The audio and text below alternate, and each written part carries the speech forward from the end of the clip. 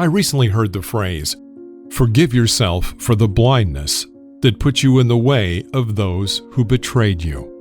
Sometimes a good heart sees no evil. I don't know who said it, but I am sure there is a deep meaning behind these words that not everyone can understand. Indeed, many people are sure that one cannot forgive meanness and betrayal, because then the person starts to believe in his impunity, and the next time he will do even more harm and worse to you or to someone else. But if you punish him, make him go through the same thing, will it make him better? And what about you? What will change in you? A wise person doesn't forgive anyone. Do you know why? Because they never blame anyone. Let's remember the lines from Dhammapada, a Buddhist teaching that contains the Buddha's sayings. He insulted me. He struck me. He overpowered me. He robbed me. In those who harbor such thoughts, the hatred does not cease. For those who do not harbor such thoughts, hatred ceases. For never in this world does hatred cease by hatred, but by the absence of hatred, it ceases. Think about the meaning of these words. Let them come to you. In the meantime, listen to a parable. There was a lonely woman who lived in a village. She once had a son, but he had gone missing in his youth, and no one knew where he was. In a neighboring village lived a bankrupt man. He used to be very greedy, often offended poor people, never spared anyone or helped anyone. One day, when he was still rich, the same woman who had lost her son came to him and said she had nothing to eat. "My son, my boy, went out to earn money and never came back. I am dying of hunger. Help me." "Go away. I can't feed everyone who is hungry," replied the rich man. "I don't have enough for myself." The woman cried and left. Other people helped her, poor people like herself. A little time passed and the lady's affairs began to improve, little by little.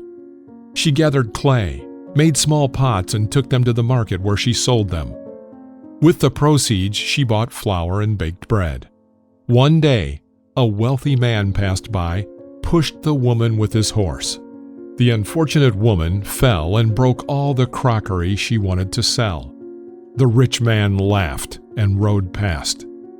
And the poor woman, flooded with tears of resentment, looked after him for a long time. Time passed, and misfortune came to the rich man's house. He went bankrupt and was left in nothing but beggar's clothes. Now he himself was forced to ask for money from those whom he had offended. He came to the woman as well. In recent months her affairs had improved, but she still missed and grieved for her lost son.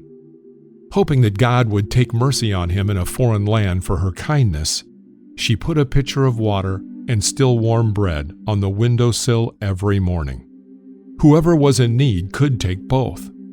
And so the woman began to notice that her abuser, a former rich man and now an old beggar, had already come several times to eat her bread. Anger rose in the woman's soul. She remembered all the insults he had caused her, took rat poison, and put it in the bread she had baked separately. The old man had already appeared at the end of the street, when the woman, unable to endure, grabbed the poisoned bread and threw it into the fire.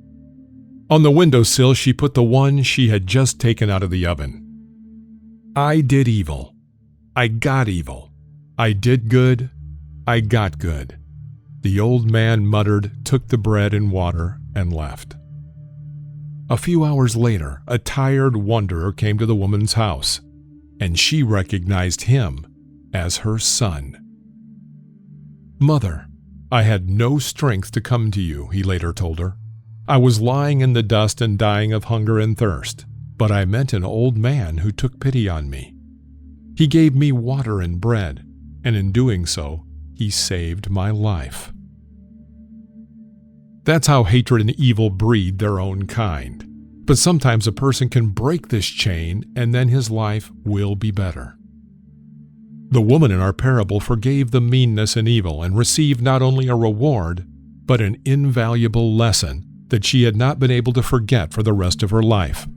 She had an epiphany, but not with her eyes, but with her heart and soul. A wise man was asked, "Do you forgive someone who has betrayed you?" And he replied, "In order to forgive, you must first accuse." And I don't blame anyone. I accept people as they are and don't expect apples from asps or honey from flies. You should try living like that. It's easy, and you'll like it.